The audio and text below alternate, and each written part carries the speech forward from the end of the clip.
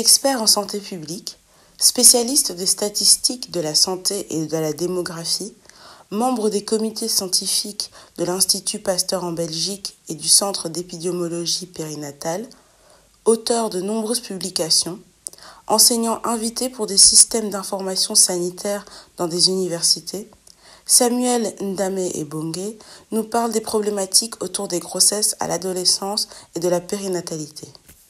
Au Cameroun, vous avez travaillé en collaboration avec le professeur de regrettée mémoire Monet Kosso. Quelle est la pensée que vous avez proposée aux décideurs pour une implémentation au Cameroun?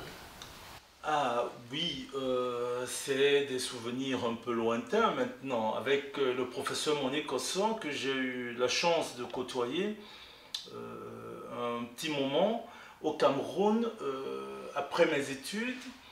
Nous avons mené un certain nombre de projets, comme j'ai pu aussi accompagner certains en Inde, au Népal, en Russie un tout petit peu, au Bhoutan, et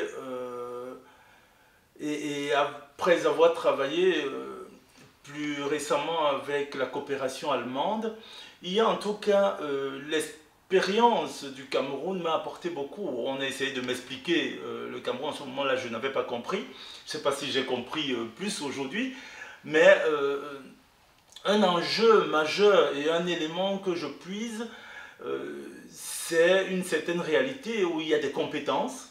On est un pays où il y a énormément de compétences, il y a des gens qui sont valables, qui sont capables. Il y a certains projets en tout cas qui m'ont laissé un peu sur ma faim, parce qu'il y a des réalités locales aussi qu'il faut connaître.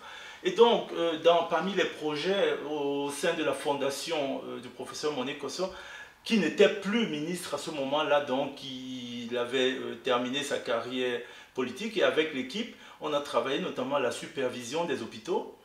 La problématique des hôpitaux est capitale au Cameroun, en matière d'accessibilité, accessibilité géographique, accessibilité financière, mais accessibilité culturelle aussi. On pourrait expliquer ces notions plus tard peut-être, mais les hôpitaux fonctionnent peut-être pas à leur niveau optimal, et pour plusieurs raisons. Des raisons qui sont très complexes peut-être à évoquer aussi ici, mais c'était un des volets, notamment le travail avec l'hôpital de Madagascar ou les nouveaux quartiers au pied de l'aéroport à Douala. Il y avait en tout cas la question épineuse à l'époque là de la sensibilisation autour du sida, la lutte contre le sida, la prévention de la santé autour de la question du sida, l'assainissement du milieu notamment pour éradiquer les nids de moustiques, pour lutter contre le paludisme. Mais un aspect important, c'était aussi la sensibilisation des étudiants par rapport à ces questions de santé et dans la formation par les pairs. C'était très enrichissant.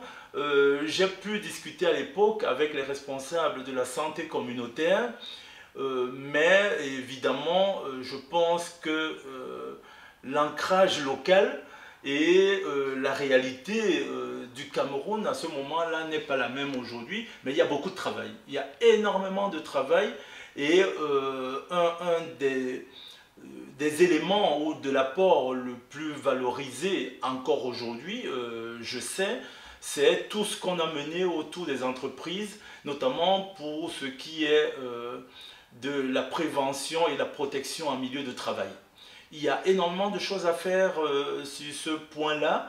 Ça part de l'ergonomie, de la prévention médicale, du bien-être, la sécurité, notamment là où il y a danger, l'utilisation des engins, le port des casques, des lunettes ou des sièges de bonne qualité, parce que dans les ministères par exemple, on sait qu'il y a encore des chaises en bois où on est très très mal assis, ou des bancs qui ne sont pas vraiment des outils adaptés pour être efficace dans son travail.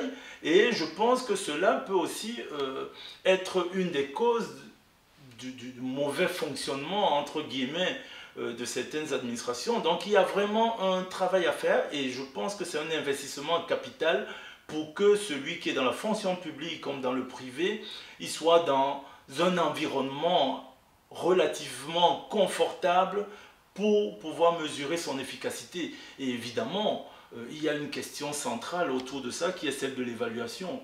Et qu'est-ce qu'on évalue? Est-ce que c'est le processus de travail? Est-ce que c'est le résultat? Est-ce que c'est le bien-être? Est-ce que c'est la présence au boulot? Donc il y a en tout cas une nécessité de mettre sur pied des indicateurs qui permettent l'évaluation ou l'ajustement des procédures et des processus qu'on met sur pied, ou même l'amélioration des résultats. Je rappelle que vous êtes un référent en Europe, notamment en Belgique, dans le domaine de la statistique pour la petite enfance. Comment procéder pour l'identification de chaque enfant dès la naissance au Cameroun? Avez-vous fait des propositions en ce sens-là aux décideurs, et si oui, lesquelles? Alors, le dénombrement des naissances au Cameroun ou ailleurs, c'est un de mes chevaux de bataille. Je pense que c'est quelque chose qui est capital pour le devenir, pour l'avenir d'un pays, pour la planification, pour l'organisation même de tout un système social ou sociétal. Je pense que ça part de là. C'est qu'on est dans des cohortes qui permettent en tout cas de prendre une certaine mesure de la chose. On a des dispositifs qui sont différents. On a des divers lieux de naissance qui ne sont pas toujours évidents à maîtriser. Mais dans un projet, en tout cas que j'ai eu à rentrer dans un autre pays, il allait de soi qu'il fallait créer une espèce de bulletin d'état civil qui n'est pas seulement à viser notamment pour un enfant et fabriqué à tout coin de rue, qui soit centralisé et qui permette en tout cas qu'un enfant soit suivi dès la naissance jusque beaucoup plus tard. Et c'est ça un peu, je disais, que les propositions qu'on peut faire, il faut d'abord mesurer l'existant et les limites. Et donc je ne veux pas passer pour un donneur de leçons par rapport à des pratiques ou bien un fonctionnement qui existe, parce que je sais qu'il y a des choses qui existent, mais à quel moment c'est pris? Un élément capital pour que ça fonctionne dans nos pays, c'est qu'il faut des incitants. On peut mettre sur pied en tout cas une procédure qui soit pas tellement lourde, qui permette en tout cas l'enregistrement d'un enfant nouveau-né, moyennant un certain nombre de dispositifs et qui soient des incitants pour que les familles viennent déclarer leur enfant, parce que c'est difficile que l'État aille vers chaque famille, il faut que les familles viennent déclarer l'enfant, et donc il faut créer un outil qui permette en tout cas ce rassemblement. Et moi je suis disposé à travailler, j'en ai d'ailleurs fait des tests, notamment au niveau de quelques centres de santé, notamment chez les sages-femmes qui ont quelques lits d'accouchement, pour pouvoir relever un certain nombre d'indicateurs. Et ce n'est pas seulement le nombre qui compte, mais c'est comment naissent nos enfants. Parce que la façon dont naissent nos enfants définit aussi comment ils vont grandir. Qui sont les familles? Où sont les familles et comment évoluent les familles? Quels sont les moyens pour les familles pour pouvoir évoquer et élever correctement leur enfant? Je pense qu'il n'y a pas, je ne sais pas moi, quelqu'un qui soit meilleur parent qu'un autre, mais il permet, en tout cas cet élément permet de jauger ce qu'on appelle aujourd'hui la parentalité, et la parentalité responsable, parce que on a tous envie d'être de bons parents, on a envie d'avoir des enfants performants, très bons à l'école, et donc il y a une course pour la performance qui fait que des inégalités se creusent. Ceux qui peuvent mettre leurs enfants dans des écoles primaires, privées ou publiques, dans des bons établissements, dans l'école du quartier ou bien plutôt plus loin, il y a une espèce de course à la performance qui fait que à ce moment, au moment de l'accouchement, l'État peut déjà planifier, peut déjà donner des moyens pour que les clivages ne soient pas si nets. Et donc, des dispositifs existent d'ailleurs pour que cet outil ne soit pas un coût pour l'État, mais qu'il soit même autofinancé. Et donc, il y a des possibilités qui existent dans ce sens-là. Vous travaillez comme fonctionnaire en Belgique. Quel est le rôle de la fonction publique? Oui, je travaille dans la fonction publique en Belgique. Je dois apporter la précision que je ne suis pas ce qu'on appelle fonctionnaire à proprement parler, mais c'est plutôt ce qu'on appelait, ou je ne sais pas si ça s'appelle toujours de cette façon-là, contractuel d'administration. Donc mon expertise est basée sur les statistiques de santé, de démographie, et donc il y a un rôle d'épidémiologie. Et donc dans ce que je fais comme travail, c'est de l'épidémiologie descriptive et analytique, qui permet en tout cas d'élaborer aussi des rapports pertinents qui sont avec des éléments significatifs qui sont destinés au ministre de tutelle. Ça veut dire que le rapport que je fais permet en tout cas d'orienter les politiques et d'orienter les décisions qui sont prises en matière de politique de la petite enfance ou de la maternité. Un exemple, c'est qu'on a élaboré il y a quelques années un rapport sur l'acquisition du langage, parce que la Belgique c'est un pays international, notamment à Bruxelles où il y a des centaines de nationalités. Dans la base de données, il y a 140 nationalités différentes chaque année qui accoutent, dont aussi une part de femmes d'origine camerounaise dans la base de données, dont on peut d'ailleurs faire des statistiques sur des centaines d'accouchements actuellement. L'acquisition du langage a permis et a suscité en tout cas un certain nombre de recherches scientifiques. Les universités se sont emparées en tout cas de cette donnée pour comprendre pourquoi est-ce qu'il y avait des retards de langage chez un certain nombre de familles. Que ce soit des familles francophones ou bien qui ne sont pas francophones d'ailleurs. Et donc ça c'est un exemple. Il y a par exemple la question notamment de polycarie chez les enfants qui n'ont pas encore de dents, qu'on a pu épingler dans la base de données, et ça permet en tout cas de voir qu'un certain nombre de familles donnent des biberons avec de la grenadine sucrée aux enfants qui déjà avant l'arrivée des dents ont déjà des problèmes au niveau de leurs gencives.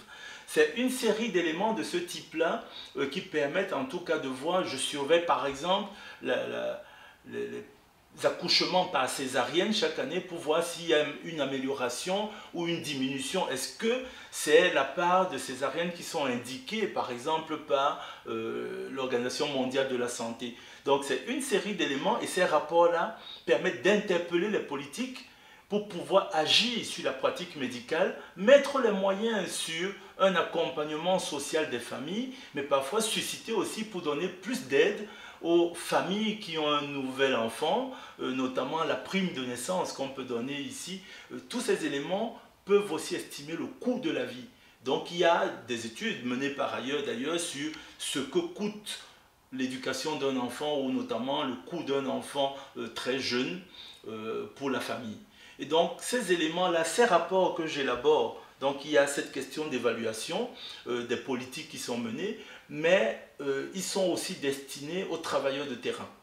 Donc les travailleurs de terrain, que sont les assistants sociaux, les infirmières sociales, que sont les sages-femmes ou les médecins, ce rapport leur permet de lever la tête une fois par an sur leur pratique, et pour se rendre compte, on ne réalisait pas qu'on avait autant de grossesse chez les femmes très jeunes, chez les adolescentes par exemple.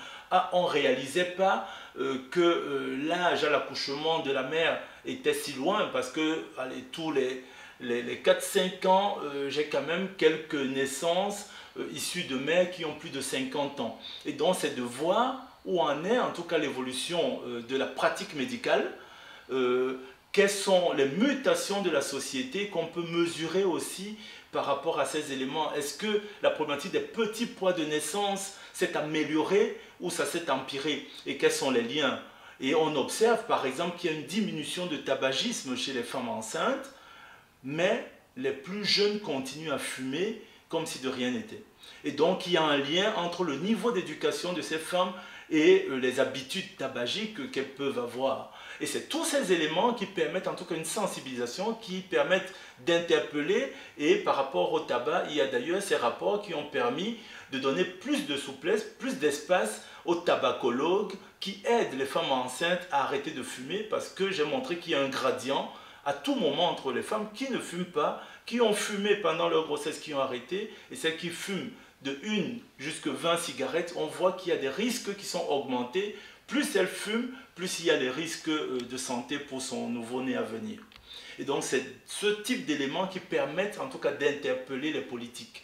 Et donc nous travaillons en collaboration, quelle que soit la couleur politique du ministre, parce qu'on est un organisme aussi qui est parapublic, donc qui ne dépend pas d'un ministre, mais donc qui a une indépendance et qui mène un travail scientifique de fond pour pouvoir accompagner les mères et les enfants au sein de leur famille ou à côté de leur famille.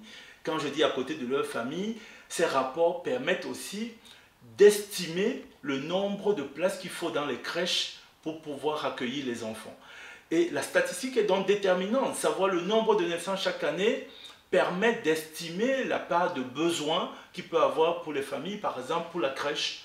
Mais on peut aussi poser, en tout cas les naissances d'aujourd'hui, dans 6 ans, c'est le nombre de places qu'il faudra à l'école par rapport à ces enfants-là. On sait que comme les naissances diminuent, certaines écoles vont forcément fermer, et plus souvent dans le monde rural. Et donc, le rôle des politiques, c'est d'anticiper. La politique doit pouvoir anticiper sur des choses qui vont venir et pas être à la traîne et découvrir comme si c'était quelque chose qui n'était pas planifié ou qui n'était pas prévisible. Et donc ce travail est vraiment capital au niveau de ce rôle. Et je suis de temps en temps interpellé par les politiques pour les questions parlementaires. Je suis de temps en temps auditionné par les parlements aussi par rapport à des questions en tout cas de santé, mais la participation à des colloques vers d'autres scientifiques. Il y a la participation à des colloques internationaux. J'ai été récemment au Canada pour présenter en tout cas un certain nombre de particularités qui se présentent en Belgique pour les femmes qui sont suivies pour leur grossesse. Et donc c'est un travail de collaboration, c'est un travail d'ouverture aussi pour confronter moi ma base de données par rapport aux données d'autres pays, par rapport aux données de la région flamande, par rapport à ce qui est décrit par ailleurs dans les publications. Et donc en permanence il y a une remise en question, une évaluation, un ajustement des indicateurs que nous collectons. Et donc il faut pouvoir tout le temps se remettre en question. Et donc à ce point de vue-là, les collaborations ne peuvent être que bénéfiques pour les pays, que ce soit ici, au sud. Il y a des amis du Sénégal ou du Burkina Faso avec lesquels on partage parfois les données. Malheureusement, avec mon propre pays, ce n'est pas toujours le cas, mais il y a une ouverture, une volonté en tout cas de mener ces collaborations, de mener ces discussions, de mener ces espaces, d'ouvrir en tout cas ces espaces à des meilleures collaborations ou alors à des interrogations beaucoup plus poussées. Au sein de la fonction publique camerounaise, l'absentéisme est un fléau difficilement compréhensible. Que pourraient en être les causes ? Alors, je ne sais pas si je suis la meilleure personne pour parler de la question d'absentéisme dans la fonction publique et je ne veux avoir aucune prétention par rapport à ces aspects-là. Mais dans le monde du travail et dans ce que j'ai pu observer au Cameroun et qui peut aussi exister ailleurs, c'est en tout cas les conditions de travail. L'environnement de travail est quelque chose de capital. Les gens sont parfois en mauvaise santé, pas forcément qu'ils sont malades, ils peuvent être mal assis, ils peuvent ne pas avoir des outils adaptés à leur travail. Et c'est un peu le lien que je peux faire avec le travail qu'on a mené avec la Fondation Global Health du professeur Monique Kosso à l'époque. C'est de rentrer un peu dans la vie du travailleur au quotidien pour comprendre ce qui se passe, comment il est. Quand on se sent bien, on ne peut qu'être efficace. Et donc quand on se sent bien, on a envie d'être présent. Et qu'est-ce qui peut faire qu'on est absent parce que, ok, non, il y a les problèmes de santé. Et moi, je veux me centraliser essentiellement sur ces questions de santé. Et donc, il y a dans tout ce qui est prévention en milieu de travail, il y a l'ergonomie. La question de l'ergonomie, est-ce que son ordinateur est à la bonne hauteur? Est-ce qu'on est bien assis? Est-ce que les coudes sont bien mis sur son bureau? Est-ce qu'on a un bureau d'abord? Et donc voilà, il y a la poussière des papiers qui peut rendre malade parce qu'il y a une mauvaise ventilation ou pas d'aération du tout. Il y a des attrapes poussières que sont les papiers. Les locaux ne sont pas nettoyés, très souvent dans beaucoup d'administrations.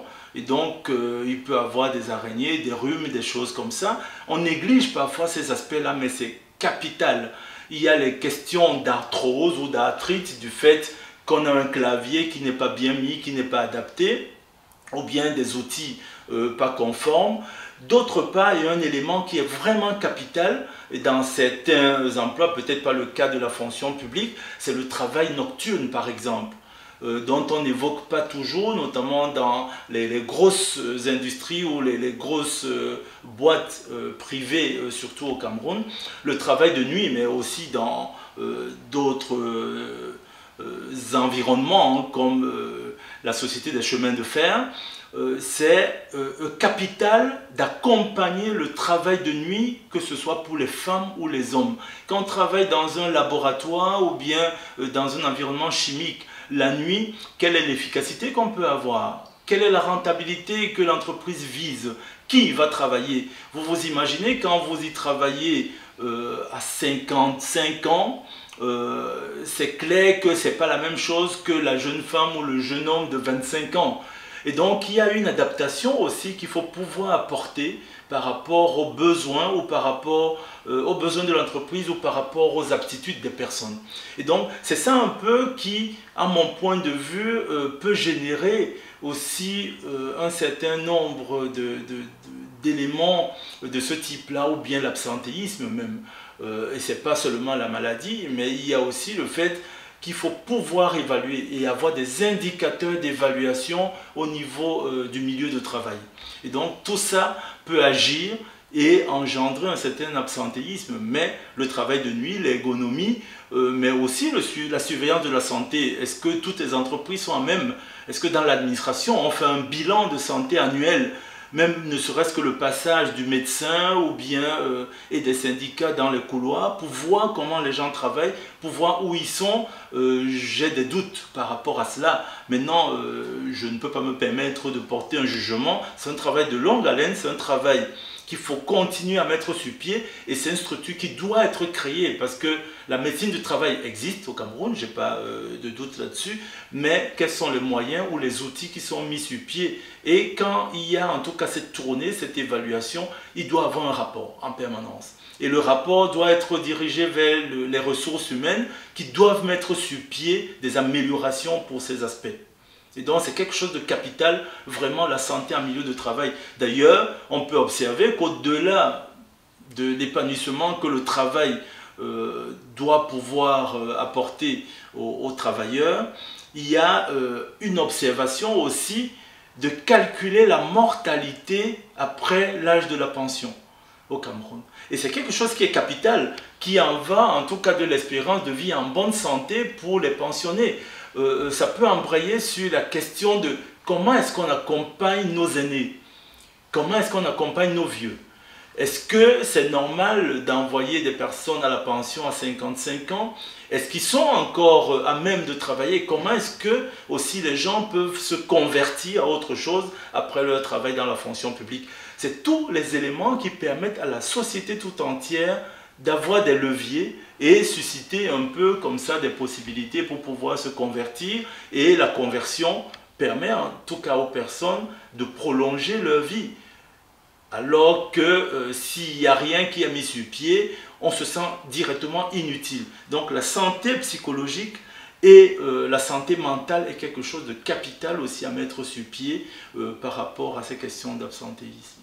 Vous êtes un fonctionnaire, vous maîtrisez les rouages de la fonction publique. Quelles sont les solutions pour améliorer la fonction publique camerounaise, vue de la diaspora?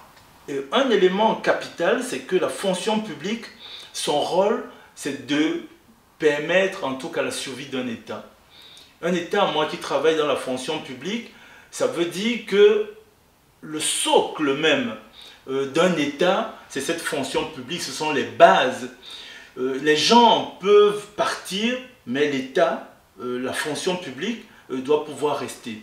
Maintenant, il y a un grand débat en disant on forme des étudiants peut-être pour travailler à la fonction publique. Non, c'est pas vrai, mais la fonction publique est capitale dans n'importe quel État. Elle doit pouvoir assumer son rôle. C'est elle qui doit pouvoir résister à tout, même quand il y a un changement, un big bang dans le pays, la fonction publique doit continuer à exister parce que c'est le socle.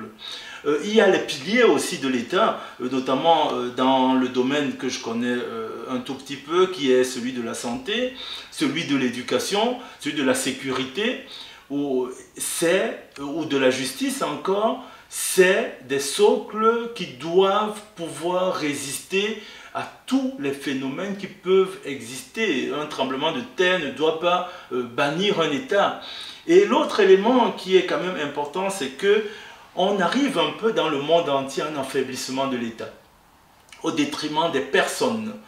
Ça veut dire qu'il y a des personnes qui peuvent avoir beaucoup plus de pouvoir qu'un État. Mais si un État doit exister et résister ou même subsister, il doit aussi résister à toutes les forces individualistes pour pouvoir créer la continuité et pour pouvoir assurer cette continuité. Et donc c'est l'État qui nous permet de dire que nous sommes de telle nationalité, que nous venons de telle contrée ou pas. C'est cet État qui permet en tout cas aussi d'assurer le vivre ensemble. Et donc la fonction publique, elle est capitale pour qu'un État puisse se reconnaître comme un État. Et c'est pour ça qu'à titre personnel, je suis opposé aux individus qui créent des choses que l'État devrait créer. Il n'appartient pas à un footballeur de créer un hôpital et l'offrir à l'État. Il peut ouvrir son hôpital privé. Je pense que l'État ne doit jamais déroger à son rôle. Le rôle de la sécurité, le rôle de la justice, le rôle de la santé, c'est des piliers d'un État et qui appartiennent à l'État. Il n'appartient à personne d'avoir la main mise sur ces aspects-là. Ça n'engage que moi, mais je pense que c'est la seule chose qui puisse garantir, en tout cas, la survie d'un État et d'un État indépendant. C'est sur ces mots que s'achève cette émission. Quant à moi, je vous donne rendez-vous pour le prochain numéro.